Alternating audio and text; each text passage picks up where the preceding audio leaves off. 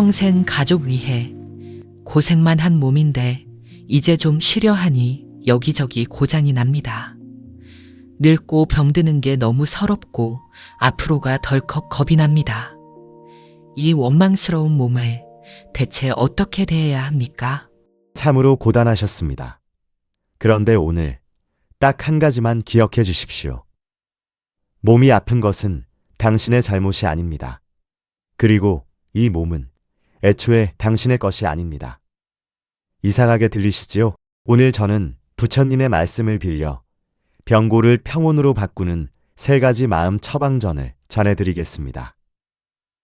이 3가지를 끝까지 들으시면 아픈 몸이 더 이상 원수가 아니라 고마운 도반으로 느껴지실 겁니다. 끝까지 함께 해주십시오. 젊을 땐 산도 타고 밤새 일해도 끄떡 없었습니다. 그런데 지금은 계단 하나 오르는 것도 무섭습니다.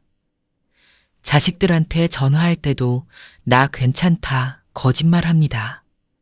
내 몸인데 왜 내 마음대로 안 될까요?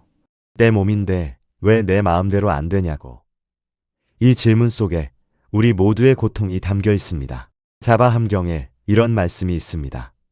몸은 내 것이 아니다. 만약 몸이 내 것이라면 내 마음대로 할 수 있어야 한다. 그러나 몸은 인연 따라 모였다가 흩어지는 것이니 그 변화를 거스르려 하지 마라. 우리는 평생 이 몸을 나라고 여기며 살았습니다. 내 손, 내 발, 내 무릎. 그러나 부처님께서는 분명히 말씀하셨습니다. 몸은 지, 수, 화, 풍. 4가지 요소가 인연 따라 잠시 모인 것일 뿐이라고요. 비유를 하나 들겠습니다. 여러분의 몸은 70년 넘게 빌려 쓴 오래된 전셋집과 같습니다. 지붕에 비가 새고 벽지가 누렇게 바래고 창문 틈으로 외풍이 듭니다. 이것이 집의 잘못입니까? 주인의 잘못입니까? 아닙니다. 오래된 집은 원래 그런 것입니다. 문제는 우리가 이 전셋집을 내 집이라고 착각하는 데 있습니다. 내 집이라고 생각하니까 비가 새면 억울하고 벽이 갈라지면 화가 나는 겁니다. 왜 내 집만 이래? 남의 집은 멀쩡하던데.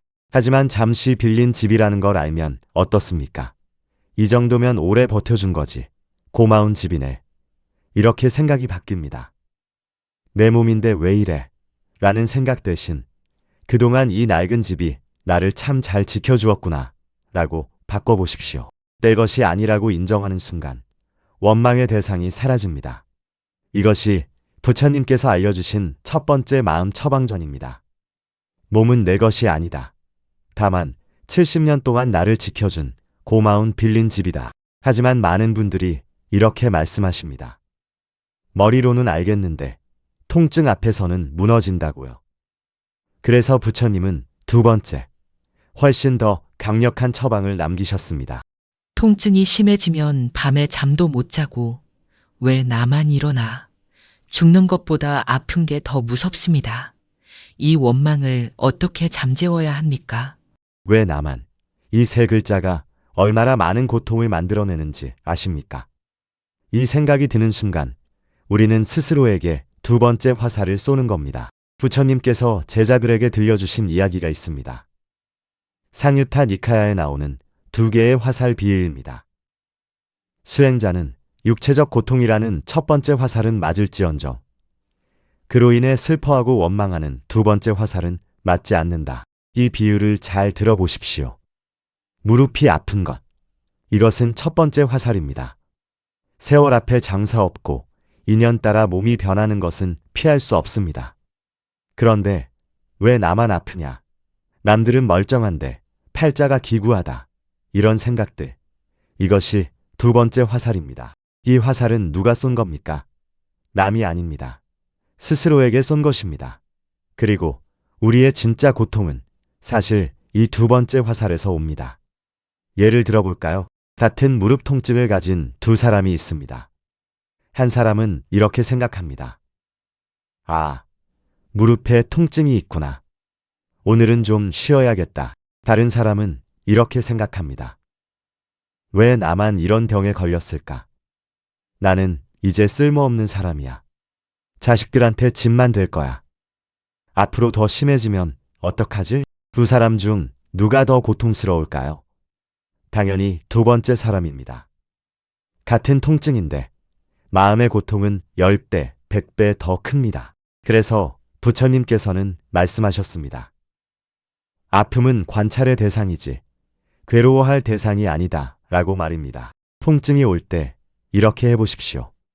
아, 지금 무릎에서 통증이 느껴지는구나. 이렇게 객관적으로 바라보는 것입니다.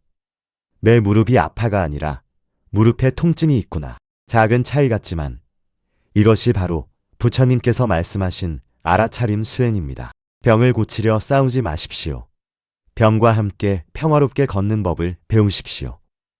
길을 가는데 비가 옵니다. 우산을 쓰고 가면 됩니다. 비를 원망하며 왜 비가 와? 왜 나한테만 비가 와? 하면서 싸울 필요가 없습니다. 병도 마찬가지입니다. 병이 왔으면 그것과 함께 걸어가면 됩니다. 약도 먹고 치료도 받고 쉴 땐 쉬면서 천천히 함께 가면 됩니다. 이것이 부처님께서 알려주신 두 번째 마음 처방전입니다. 첫 번째 화살은 어쩔 수 없지만 두 번째 화살은 내가 쏘지 않으면 된다. 지금 이 말씀이 마음에 닿고 계시다면 조용히 구독과 좋아요를 눌러 마음을 나누어 주십시오. 자, 이제 마지막 질문이 남았습니다. 많은 분들이 이렇게 물으십니다. 그럼 남은 세월 이 몸과 어떻게 지내야 합니까? 언제까지 이 고통과 함께 해야 하는 겁니까? 몸은 늙고 병들었을지 몰라도 여러분의 마음은 늙지도 병들지도 죽지도 않습니다. 이게 무슨 말일까요? 비유를 하나 더 들겠습니다. 낡은 자동차를 운전한다고 해서 운전사까지 낡은 것은 아닙니다. 자동차는 녹이 슬고 엔진이 고장나도 운전대를 잡은 사람은 여전히 온전합니다. 마찬가지입니다. 몸이라는 자동차는 70년을 달려오면서 곳곳이 낡았습니다. 하지만 그 차를 운전하는 여러분의 본래 마음은 처음 태어났을 때와 조금도 다르지 않습니다. 그런데 왜 우리는 이토록 불안할까요? 건강해야 한다는 집착 때문입니다. 예전처럼 돌아가야 한다. 병이 나아야 한다. 더 이상 나빠지면 안 된다. 이런 집착이 마음을 조이고 몸을 굳게 만듭니다. 역설적이지만 건강에 대한 집착을 내려놓으면 오히려 몸의 기운이 순환됩니다. 부처님께서는 이렇게 말씀하셨습니다. 이 몸은 물거품과 같고 아지랑이와 같다. 집착할 것이 없으니 두려울 것도 없느니라. 죽음이 두려운 것도 마찬가지입니다. 죽음의 두려움은 내 것이라는 집착에서 옵니다. 빌린 것은 언젠가 돌려줘야 합니다. 이것을 받아들이면 두려움 대신 평온이 찾아옵니다. 그래, 언젠가 이 몸을 돌려줄 때가 오겠지. 그때까지는 고마운 마음으로 함께 지내보자. 이렇게 생각을 바꿔보십시오. 이것이 부처님께서 알려주신 세 번째 마음 처방전입니다. 몸은 늙어도 마음은 늙지 않는다. 병든 몸 속에 병들지 않는 맑은 마음이 있다. 자, 이제 마무리를 하겠습니다. 이제 편안하게 눈을 감으십시오. 오늘 이 말씀을 들으신 모든 인연들께 부처님의 가피가 함께 하시길 발언합니다. 몸의 고통은 자비로운 약이 되어 지혜를 깨우치게 하시고 마음의 불안은 감로수 같은 평온으로 바뀌게 하소서.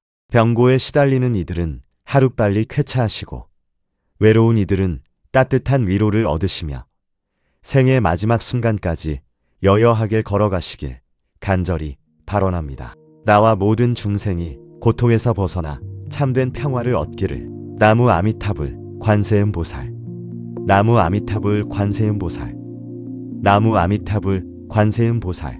오늘 말씀이 병고의 두려움을 덜어내는데 조금이나마 도움이 되셨다면 구독과 좋아요로 마음을 나누어 주십시오. 댓글로 여러분의 몸에게 하고 싶은 한마디를 남겨주세요. 함께 읽고 함께 기도하겠습니다.